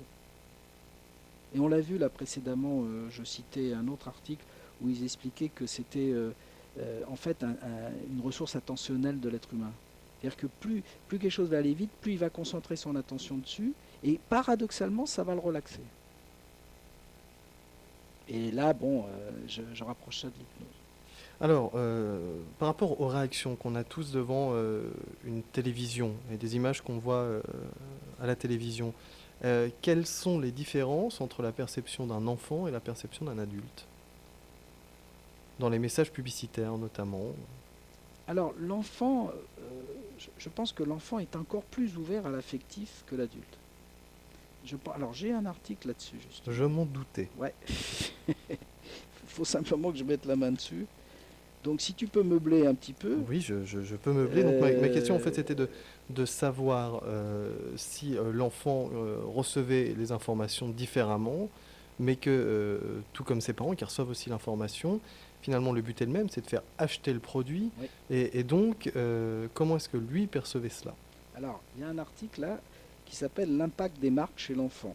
Pourquoi votre enfant veut-il aller chez McDonald's après avoir regardé la télé? Intéressant. Les publicités pour les grandes chaînes de restauration rapide sont fréquentes à la télévision ou dans les magazines. Souvent, ces clips mettent en scène une famille en train de faire un joyeux repas dans un décor idyllique de fast-food idéal avec des jeux et des menus ludiques. Quel est l'impact de telles publicités auprès des enfants? Une expérience l'a évalué. Le médecin Thomas Robinson de l'université de Stanford en Californie a fait goûter à des enfants d'âge compris entre 3 et 5 ans 5 types de nourriture et de boissons. Un hamburger, un nugget de poulet, des frites, 2 carottes crues et un verre de lait aromatisé. Présentés dans 2 types d'emballages. D'une part un emballage sans marque, d'autre part un emballage portant la marque McDonald's. Parallèlement, T. Robinson a interrogé les parents sur les habitudes alimentaires de leurs enfants. Ils devaient notamment remplir un questionnaire concernant l'âge de l'enfant, l'éventuelle présence de jouets McDonald's à la maison et les habitudes télévisuelles des enfants. Au total, 63 enfants ont participé à l'étude, se livrant à 304 séances de dégustation comparative. Ils devaient à chaque fois goûter la version anonyme et la version McDonald's du plat ou de la boisson ingérée et indiquer leurs préférences. Les résultats montrent que 59% des enfants préfèrent les nuggets de poulet marqués McDonald's, on s'en serait douté, contre 18% pour les nuggets anonymes. Le reste ne se prononce pas. Même si les nuggets sont strictement les mêmes, 48% préfèrent le hamburger McDonald's contre 36% pour la version anonyme. 76% ont préféré les frites McDonald's aux frites anonymes, 61% le lait McDonald's contre 21% le lait anonyme. Donc ça prouve quand même, il y a une... T. Robinson a constaté en outre que le degré de préférence gustative pour les produits estampillés McDonald's était relié au nombre de téléviseurs équipant le foyer. Autrement dit, c'est la fréquence des images McDonald's sur les téléviseurs domestiques qui modifie le goût des enfants, ou plus précisément la façon dont leur perception de la nourriture est modifiée par la conscience de la marque. Selon les auteurs de cette étude, les enfants sont particulièrement influençables par les publicités et ont réellement plus de plaisir à manger les produits d'une marque fréquemment vue à la télévision. T. Robinson va plus loin, écoutez bien, et voit dans ces chiffres un signal d'alarme. C'est une preuve de plus, selon lui, qu'il est urgent de réglementer fermement, voire d'interdire les publicités pour les alimentations grasses et sucrées à la télévision, ces publicités étant parfois directement ciblées vers un public jeune dont la santé sera plus profondément affectée par ses habitudes de consommation et dont l'esprit sera également formé de façon irrémédiable pour perpétuer ce type de pratique alimentaire. Alors, ce qu'on dit là de l'alimentaire, ça répond à ta question. Mais ces résultats montrent aussi que des campagnes publicitaires bien conçues pourraient, si telle était la volonté des compagnies agroalimentaires et des législateurs, promouvoir chez les jeunes une alimentation saine. Ce qui se fait un peu en France, quand même. Il faut quand même, ne soyons pas négatifs. Ah bon? Il y a cette fameuse phrase qui passe souvent, plusieurs fruits et légumes. Cette blague enfin, c'est une blague, d'accord. Bon. Je vois que je n'ai pas affaire à un interlocuteur tout à fait objectif. Bon. Conclusion, lorsqu'on regarde la télévision avec ses enfants... Non, mais t'as raison. On s'arrête là-dessus. C'est une blague, c'est juste un... Non, t'as raison, Alex. Plus personne la regarde. Et en plus, on nous dit pas consommer des fruits et légumes qui n'ont pas été traités de préférence. Je sais que c'est un peu n'importe quoi, mais je pense qu'au départ, l'idée était bonne. L'idée était bonne, elle essayait de contrecarrer un petit peu la mauvaise bouffe, quoi. Bon, bref, conclusion, lorsqu'on regarde la télévision avec ses enfants, alors là, c'est valable pour tout, le rythme des images et la convivialité de la situation peut faire en sorte que nous ne prêtions pas attention à des clips publicitaires qui pourtant vont s'ancrer dans l'esprit de l'enfant, dans l'esprit de l'enfant, et faire de lui un véritable moteur de consommation. Et Cet enfant s'élancera ensuite au supermarché vers le produit qu'il a vu à la télévision. Il réclamera le ballon, les chaussures de l'héroïne qu'il a vu dans les publicités, entre les dessins animés, etc. À travers les enfants, les annonceurs publicitaires exercent le plus fort pouvoir sur nos décisions de consommateurs. Donc ça répond à ta question. C'est intéressant parce que ça nous amène justement à la mode des red carpet, des tapis rouges et du placement de marque par les stars. Ah bah oui. Ça, Bah oui. il y a une époque pas si lointaine où il n'y avait encore que finalement 2-3 journaux pour ados, pour teenagers, des trucs où on voyait des nouvelles de telle et telle star. On parlait d'Internet tout à l'heure qui a changé totalement la donne. Maintenant, si une star, enfin une personne médiatisée, se teint les cheveux en rouge, ça fera la une de tous les journaux People qu'il y a sur Internet. Et il y en a un paquet. Il y a même des émissions consacrées uniquement aux People partout, à la radio, à la télévision, et qui ont une grande audience. D'ailleurs, on pense qu'il faut faire des émissions à la télévision sur la télévision, mais pas sur la manière dont c'est fabriqué, mais plutôt Ouais. sur le contenu. Enfin bref, c'est des trucs incroyables. Ouais. Donc ça nous amène justement à la relation qu'on peut avoir avec les stars et donc le fait qu'on souhaite posséder ce que montre une personnalité publique. Ouais, alors ça, c'est effectivement un effet très connu. Utilisé par les publicitaires, quand on lance un Ah, téléphone, ils invitent absolument. 20 personnes, 30 personnes, des people uniquement. On ne parle pas de grandes stars, hein, on ne parle pas c'est-à-dire d'artisans, on ne parle pas d'acteurs, on ne parle pas de comédiens ultra connus, non, on parle de people auprès desquels on peut trouver vraiment une relation. Bah, ça remonte à ce qu'on a dit tout à l'heure en début d'émission à propos du conditionnement évaluatif. Je ne sais pas si tu te souviens, c'était la fameuse expérience de l'ours et du Coca-Cola. Bah, c'est exactement ça. En associant, alors c'est le système d'association qui existe dans tous nos inconscients et dont notre inconscient d'ailleurs est structuré. Enfin, la base de la structuration de l'inconscient, à mon sens, c'est justement le phénomène d'association affectif. C'est-à-dire que dès qu'on associe affectivement un produit ou autre chose, enfin, à quelqu'un qui a déclenché ou qui va déclencher en nous un réflexe affectif, on va avoir envie d'acquérir le produit. Ça, c'est une évidence et ça a été utilisé largement par les publicitaires. Ça l'est toujours. C'est pas d'hier, hein, cette histoire d'associer un produit à un people. C'est pas d'hier, mais on voit de plus en plus de gamins vouloir acheter les produits qu'ils ont vus dans les mains de... Mais il n'y a pas que les gamins. Hein. Oui, c'est vrai. Euh, C'est encore plus triste, tu veux si- me déprimer. Mais... Si je pense à ce comédien très célèbre, que j'aime bien d'ailleurs, qui a fait des choses humanitaires, enfin je sais pas si c'était de la pub pour lui ou si il était sincère, Clooney, Georges Clooney. Georges Clooney Georges Clooney. Georges Clooney, c'est son cousin. Je me fais vieux. Genre, depuis moi, je m'en fous. Bon. Alors, Georges Clooney. Voilà, Georges Clooney. J'aime bien d'ailleurs le spot où il va au paradis, il redescend parce qu'il a failli se prendre un piano sur... Enfin non, il se prend un piano sur la figure et puis il négocie avec Saint-Pierre. Bon. Mais au fond, ça a été extrêmement bien réfléchi cette histoire parce que qui achète ce genre de machine pour du café? C'est les femmes la plupart du temps. C'est un produit qui est difficile à vendre. Enfin, ils le vendent très bien, mais il est difficile à vendre au départ parce qu'il faut se procurer les petites dosettes et c'est des fois pas si facile. Ça ne se fait uniquement par Internet, etc. Mais en associant Clooney, qui pour les femmes représente un idéal, hein, je ne suis pas une femme, mais c'est vrai qu'il a un coefficient de sympathie. Moi, je ne trouve pas si beau que ça, mais je trouve qu'il a un coefficient de sympathie qui passe très fort. En associant le produit avec d'ailleurs, il a dû recevoir un très beau chèque hein, pour ça.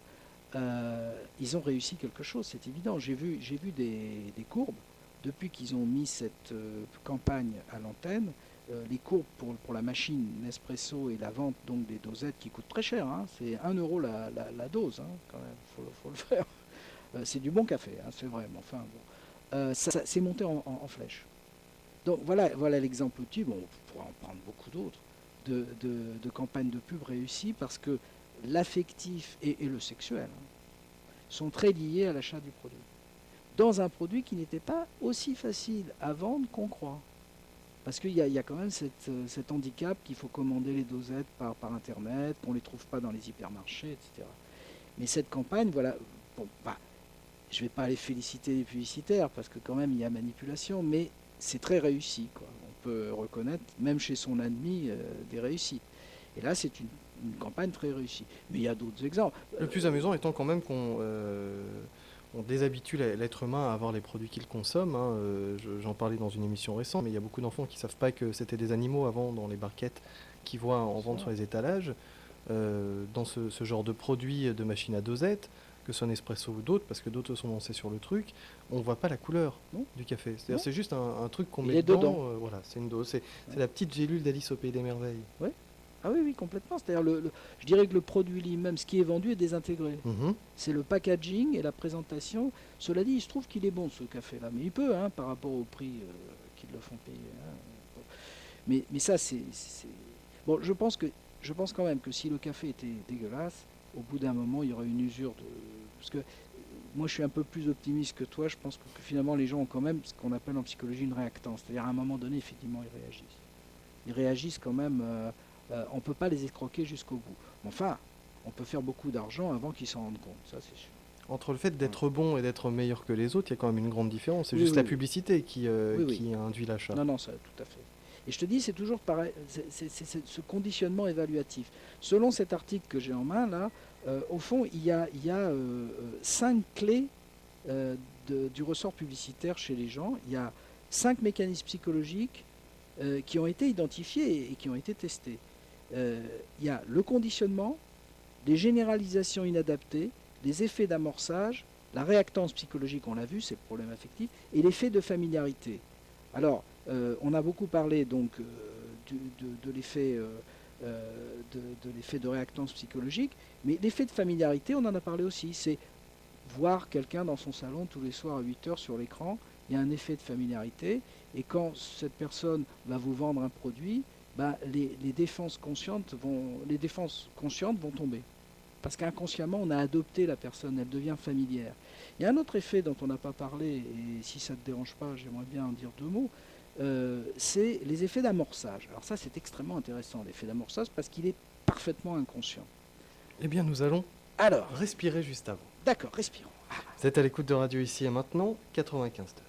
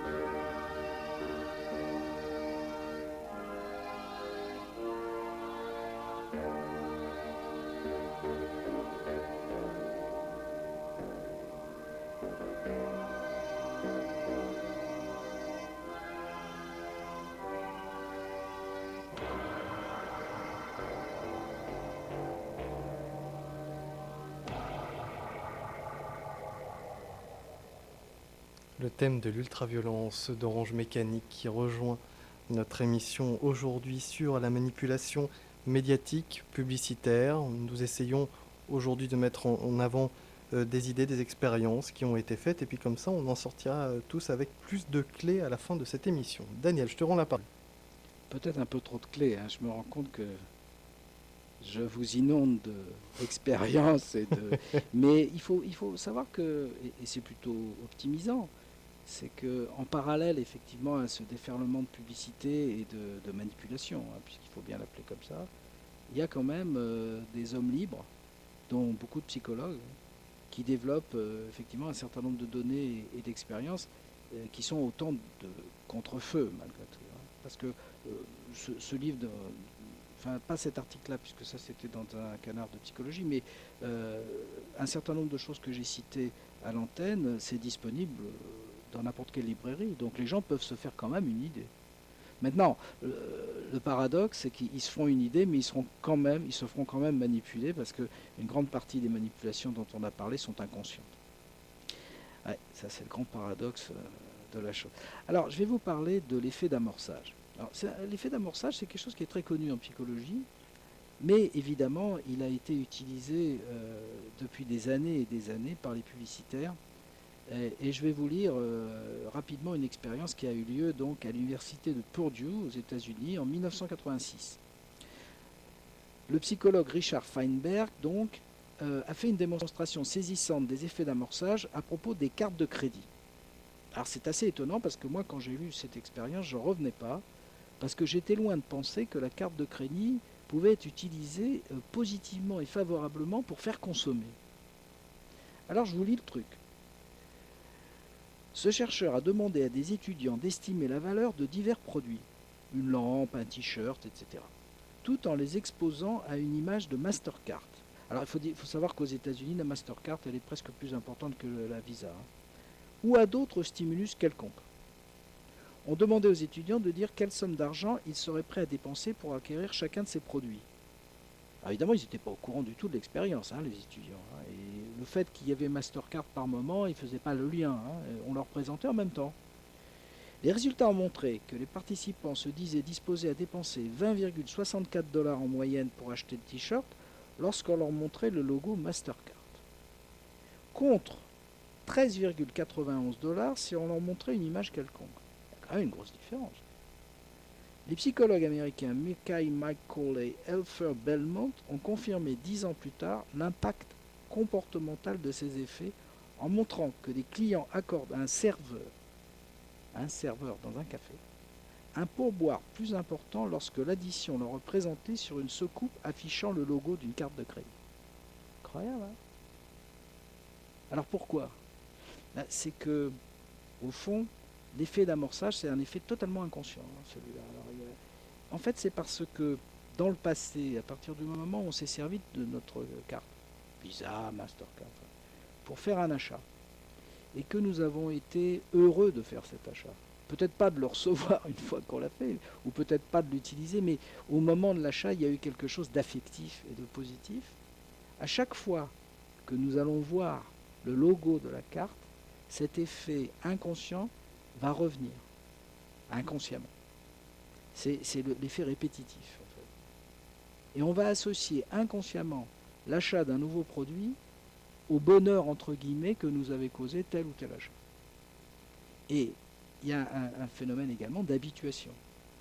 À force d'utiliser notre carte pour nous procurer du bonheur, la simple vision de la carte va nous mettre rétrospectivement dans une sensation de bonheur.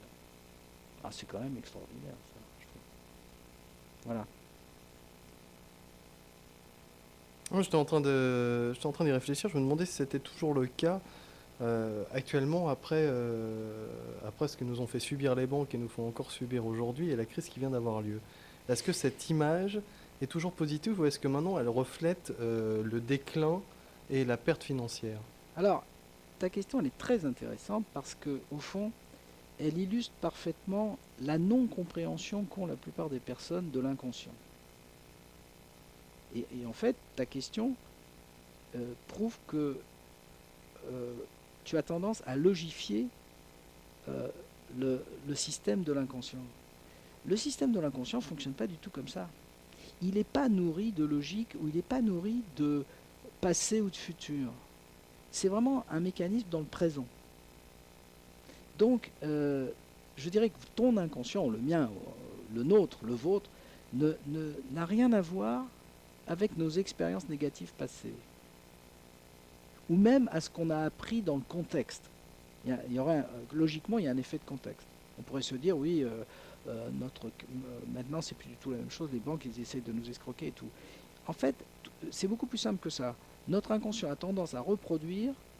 En fait, notre inconscient, c'est un mécanisme, c'est un peu ce que j'explique quand je fais mes émissions sur l'hypnose, c'est un mécanisme de protection. Et il est ressenti, en fait, positivement par notre conscience. À chaque fois que notre inconscient nous dit « vas-y, c'est bon pour toi », on le fait. Tu veux dire qu'il va revenir en permanence à ce moment où nous avons eu le droit d'avoir une carte de crédit et donc de dépenser de l'argent et d'avoir de l'argent. Absolument. Il reviendra toujours à ce point-là, quoi qu'il arrive. C'est une association simplissime. C'est carte de crédit, bonheur.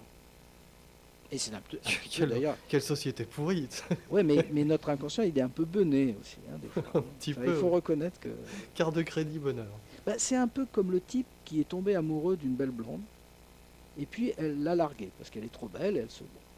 Eh ben, il te dit, droit dans les yeux, on m'y reprendra jamais plus. 6 mois après, il t'appelle, il dit, ah dis donc, je voudrais te présenter ma nouvelle fiancée. Et pan, tu tombes exactement sur le même genre de nana. Blonde, belle, et il va lui arriver la même chose. C'est comme s'il avait complètement oublié. Pourquoi ? Parce qu'inconsciemment, son vécu ne joue pas.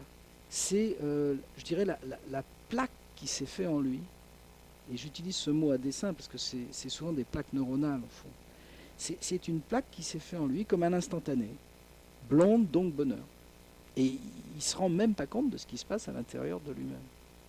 Et malheureusement, c'est le cas pour beaucoup de gens. Ils vont reproduire, même si consciemment ils savent qu'ils ne devraient pas. Alors, à quel point peut-on faire une transposition avec cet amorçage sur le fait que de plus en plus les produits sont faits pour ne pas durer et qu'on les achète quand même à chaque fois, alors qu'on sait qu'ils vont casser ? Oui, mais tu as parfaitement raison. Ça a un rapport. C'est qu'en fait, il y a une sorte d'imbécilité ambiante et elle est d'origine inconsciente. On a eu un bonheur... C'est pour ça qu'on élit toujours nos politiques et qu'on croit toujours à ce qu'ils disent, bien sûr. Ou par exemple, j'étais récemment dans un grand magasin pour acheter, tu sais, les petits amplis pour l'iPhone, où tu enfiches ton iPhone et ça te donne une amplification. Et c'est bien pratique. Eh bien, je me suis rendu compte d'une chose qui m'a quand même étonné, c'est qu'il y avait toutes sortes de prix. Et ça commençait à un prix très faible, qui était de l'ordre de 45 €. Eh bien, en regardant le rayon, je me suis aperçu qu'il y avait beaucoup plus d'amplis à 45 € qui étaient partis que d'amplis qui présentaient certainement un facteur de son et de qualité bien plus important et aussi de durée dans le temps. Et c'est aussi une chose qui est très utilisée par les publicitaires et dans ce genre de magasin, on te met tous les prix. Et évidemment, ils ont des stocks beaucoup plus importants sur le prix moins cher, mais ils s'y retrouvent. Ils s'y retrouvent parce que les gens vont acheter énormément, croyant qu'il n'y a pas une très grande différence entre les différents types de ce qu'on leur présente. Et aussi parce qu'ils ne sont pas techniciens. Quelqu'un qui cherche quelque chose, il ne sait même pas ce que veut dire le nombre de watts des fois, ou le nombre de machins, ou le nombre de trucs. Bon, moi, il se trouve que je lis les étiquettes et j'essaye de m'informer. Mais au fond, ça va dans le sens que tu disais, ils vont vers l'achat affectif. Je vais avoir ce truc. Mais ils ne savent même pas de quoi il est composé, ou s'il va durer dans la longueur. Dans la vente à la télévision aussi, ou à la radio, on infantilise beaucoup le consommateur. Tu parlais du fait de ne pas réfléchir, de ne pas être technicien. C'est une chose qui a changé, c'est aussi avec le temps, parce que maintenant, il y a des spécialistes en tout. Oui. Et on ne peut pas remettre leurs questions, leurs paroles en doute. Alors à la radio, on essaie de faire le contraire, de faire intervenir les auditeurs. Là, aujourd'hui, je ne sais pas comment ça va se passer, mais à chaque fois qu'on a des invités, on fait intervenir des auditeurs pour qu'ils puissent justement poser leurs questions et ainsi être sur un pied d'égalité avec la personne qui est en face. Et le but premier, c'est l'interaction et la compréhension. À la télévision, ce n'est pas le cas. La plupart du temps, sinon, c'est un public choisi, à la limite. Ou l'animateur qui représente celui qui a toujours les bonnes questions. Enfin, un truc assez insupportable. Mais aussi pour la vente, ça permet donc cette manipulation, cette disparition du kidam à la télévision ou à la radio, ça permet justement de vendre à peu près tout et n'importe quoi, parce que ce que dit le spécialiste, c'est la vérité. l'expert. C'est C'est nouveau ça aussi. ouais, c'est nouveau, c'est un reflet de notre société scientifique, scientisante, comme on pourrait dire. Et évidemment, ce que dit le scientifique ou l'expert ne peut pas être mis en cause. Surtout justement quand il parle relativement vite, avec l'impression qu'il connaît parfaitement son sujet. Donc il y a une sorte d'écrasement de l'autre aussi.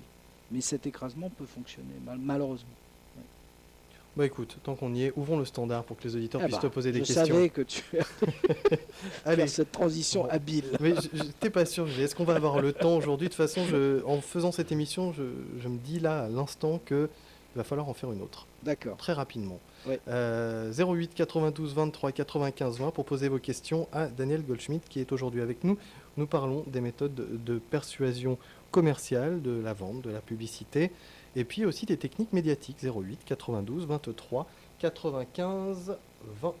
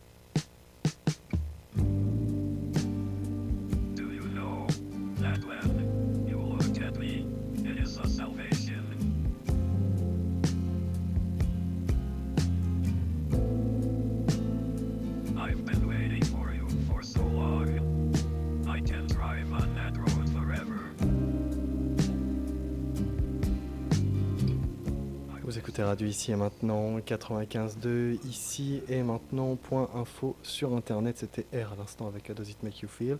Vous pouvez intervenir pour poser vos questions à Daniel Goldschmidt au 08 92 23 95 20. C'est Robert qui nous a appelé. Bonjour Robert. Oui, bonjour. Écoutez, j'ai pris votre émission là, en cours de route puisque j'étais en voiture. Bon, là, je suis chez moi, donc je peux parler plus tranquillement. Et je voulais vous poser une question sur l'efficacité des images subliminales qu'on peut avoir, soit à la télévision ou soit dans d'autres médias ou autres. Oui. Alors, je voudrais savoir l'efficacité, si vraiment le subconscient est vraiment imprégné de ces images. Merci d'amener ce sujet, Robert. Justement, moi aussi, je voulais en parler. Alors, Daniel, on t'écoute. Alors, il y a une chose qu'il faut que vous sachiez, c'est que c'est interdit par la loi. Oui. Donc, tout le monde n'est pas au courant, mais un publicitaire ne peut pas faire appel à la subliminalité parce que c'est interdit par une loi, dans le sens où c'est effectivement, malheureusement, très efficace. C'est-à-dire que lorsqu'on fait passer une image ou un son ou un texte subliminal, l'inconscient le retient d'une façon très importante. Et souvent, alors pas toujours, mais souvent si les conditions se présentent, les conditions adaptées, le message va ressortir et peut par exemple faciliter un acte d'achat. Seulement, il y a des moyens de tourner la loi. Et oui, c'est que finalement, autant la subliminalité du message, je veux dire par exemple une image insérée dans un spot publicitaire, une image que notre conscient ne pourrait pas détecter mais qui serait détectée par l'inconscient, donc une image très rapide, c'est interdit. Mais il y a des fois des façons de présenter un produit qui recréent un peu la même idée. C'est-à-dire qu'en même temps que le bonimenteur, j'appelle ça un bonimenteur, va s'exprimer sur le produit, on va voir d'une façon très rapide le produit, comme par hasard. La caméra ne va pas rester dessus très longtemps. On devrait, par exemple, une bouteille d'huile, on devrait montrer vraiment d'une façon très importante le produit. Ben, si vous regardez bien, vous avez des publicités où vous ne voyez pas vraiment le produit, où vous le voyez extrêmement rapidement. C'est une façon de contourner la loi de subliminalité. Mais pour répondre d'une façon précise à Robert, oui, il y a eu des expériences qui ont été faites, et oui, les images subliminales ont un effet inconscient sur l'acte d'achat, ou même des choses qui peuvent être plus ennuyeuses. Hein. On peut faire avaler des choses aux gens avec les images subliminales. D'accord. Ce que je voulais dire aussi, c'est que, bon, paraît-il, lorsqu'une personne regarde, mettons, une émission de télévision, en sachant qu'il y a des images subliminales, l'inconscient, à ce moment-là, ne rentre plus dans le jeu, et ça fait une barrière. Est-ce que c'est réel ou pas? Oui, c'est vrai.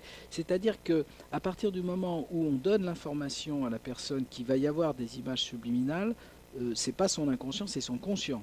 D'accord. Son conscient va élever une barrière que l'inconscient va, je dirais, prendre pour lui-même, pour son compte. Parce que contrairement à ce qu'on a l'air de dire souvent, il n'y a pas conscient et inconscient. Ça, c'est une image qu'on se fait de notre fonctionnement mental, mais ce sont des allers-retours constants entre conscient et inconscient. Mais si le conscient a une information qui concerne l'inconscient, il va le donner à l'inconscient, et l'inconscient va réagir en fonction. Donc si quelqu'un sait qu'à l'intérieur d'un spot, il va y avoir une image subliminale, ça va annuler l'effet de l'image subliminale.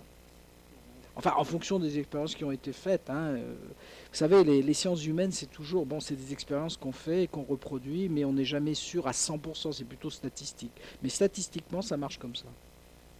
Et on sait, au point de vue statistique, s'il y a 50% des gens qui sont imprégnés, ou alors si c'est 5% ou 10% de personnes qui voient des images subliminales inconsciemment. Oui, il y a tout. Alors, j'ai pas les chiffres en tête, et puis là, j'ai pas amené une documentation là-dessus, mais vous avez raison, j'aurais dû, parce que j'ai pas emmené aussi cette documentation parce que normalement, c'est interdit par la loi. Mais je sais que c'est toujours statistique, c'est-à-dire, je pense que ça n'est pas 100% des personnes qui sont. Non, il y a des gens qui ont des réflexes de défense beaucoup plus importants que d'autres. Hein. Et je pense que ça doit être corrélé d'ailleurs à l'hypnotisabilité de ces personnes-là. Il y a des gens qui sont beaucoup plus influençables que d'autres par ce genre de choses. Mais j'ai pas, non, là je peux pas vous donner le pourcentage parce que je vous dirais n'importe quoi et je ne serais pas cohérent dans mes propos. Très bien, écoutez, je vous remercie et puis bon, je continue à vous écouter. Avec grand plaisir, je vous remercie de votre appel. Au revoir Robert. Nous avons Suzanne qui nous a rejoint. Je rappelle le numéro de téléphone, parce qu'il ne nous reste plus beaucoup de temps, c'est le 08 92 23 95 20. Bonjour Suzanne. Oui, bonjour Alexandre et bonjour Monsieur Goldschmidt. Bonjour Madame. Excusez-moi. Là, je vous appelle parce que je suis drôlement embêtée en vous entendant. C'est que je m'aperçois que ce qui m'arrive, moi, c'est pas avec la télévision, mais c'est avec Ici et Maintenant. Ah, vous avez une... Voilà. Vous êtes addictive. Particulièrement justement avec Alexandre, qui est devenu mon ami. C'est l'affectif. Voilà, je lui dis aujourd'hui. C'est l'effet affectif dont j'avais parlé. Oui. Vous avez fait une projection affective sur Alexandre. Vous avez fait un conditionnement évaluatif. Et sur Ici et Maintenant en général. Ouais. Ah oui, c'est devenu comme une famille. Je retrouve souvent mes idées. Je me sens moins seule. Voilà, c'est terrible. Alors je ne sais pas ce que je dois faire pour me désintoxiquer de Ici et Maintenant. Comme on n'essaye pas de vous vendre grand-chose. Oui. Et qu'il n'y a pas de publicité à l'antenne, oui.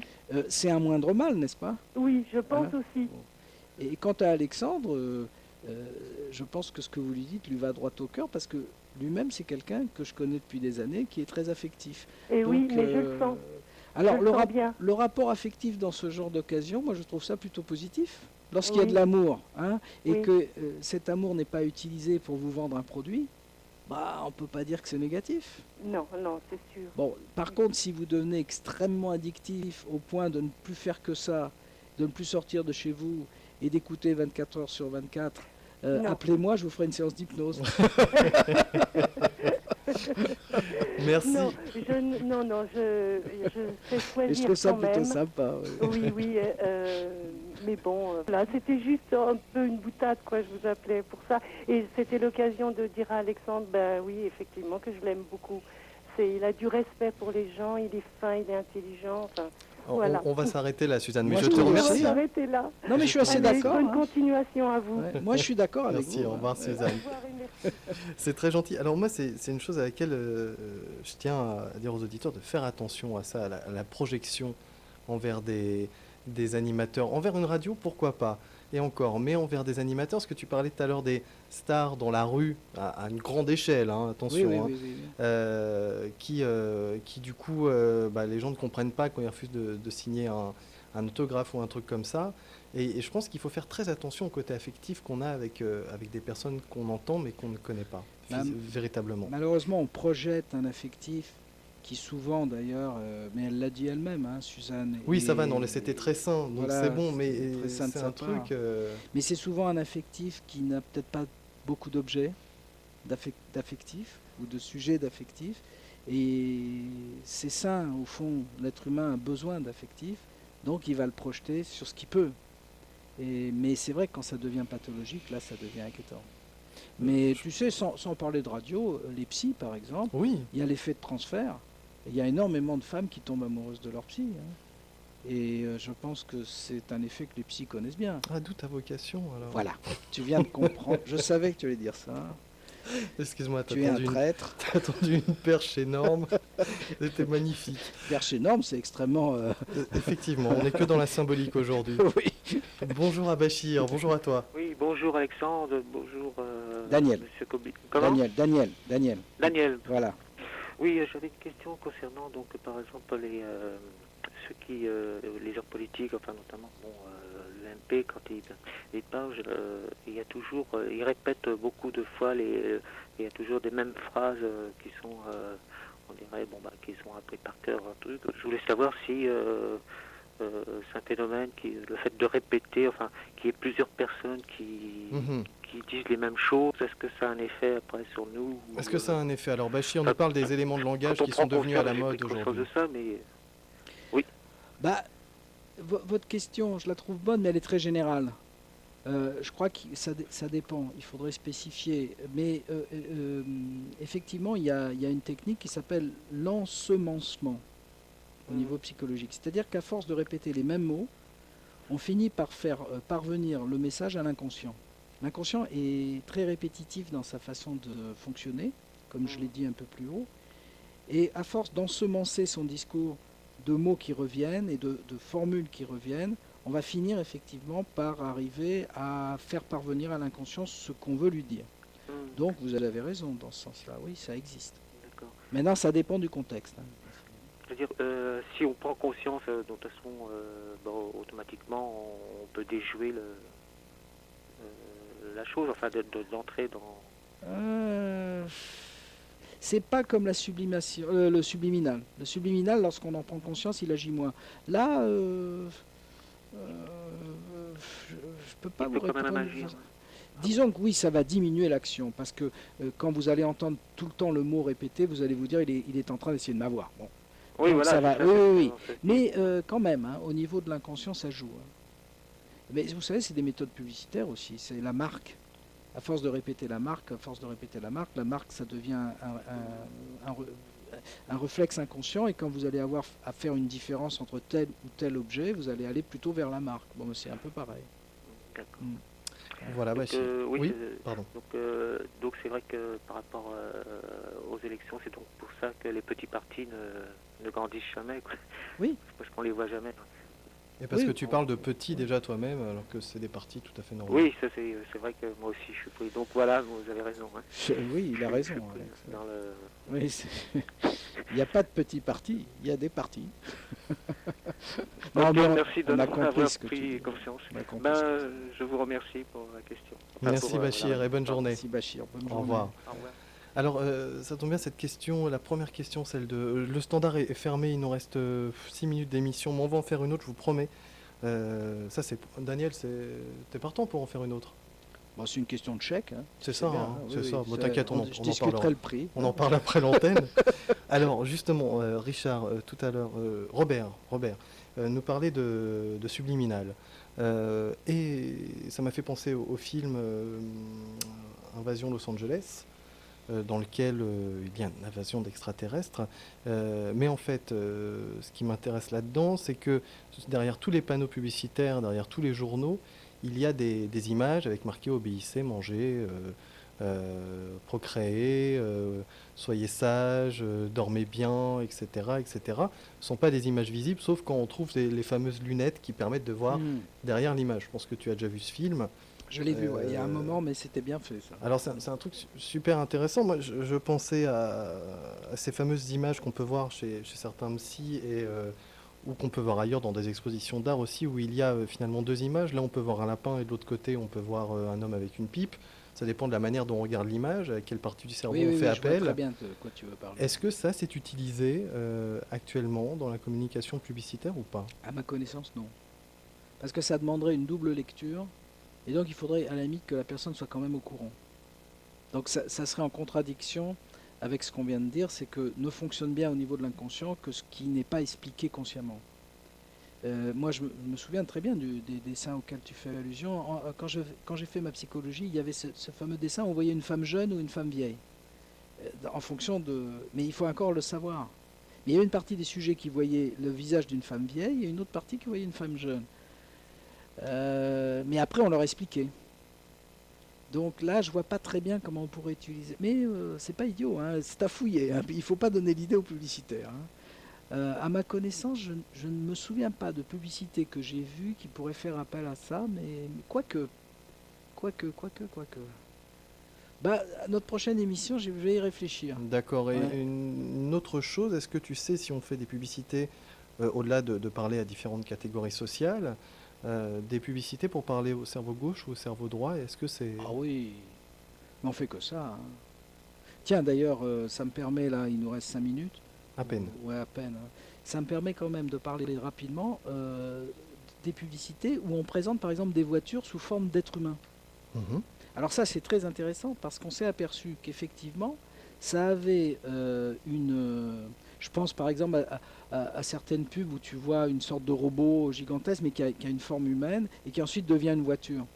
On reprend Transformers, le fameux dessin animé. Voilà. Eh bien tout ça, ça a un effet incroyable au niveau de l'acte d'achat. Parce que ça humanise le produit. Ça le rend anthropomorphique.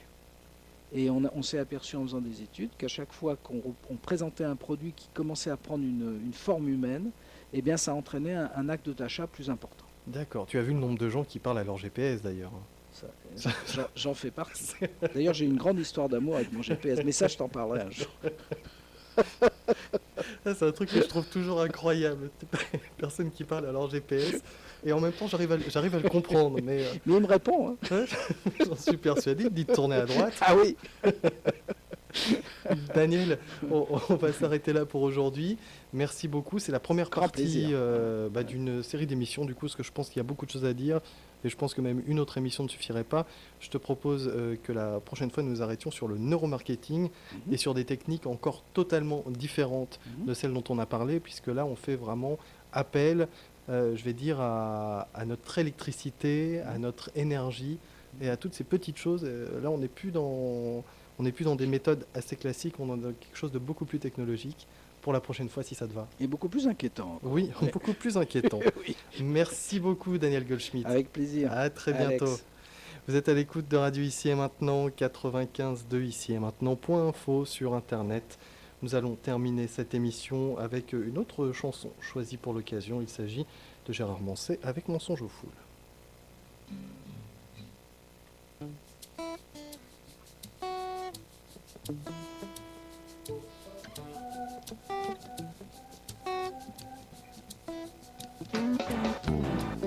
Aimer, aimer,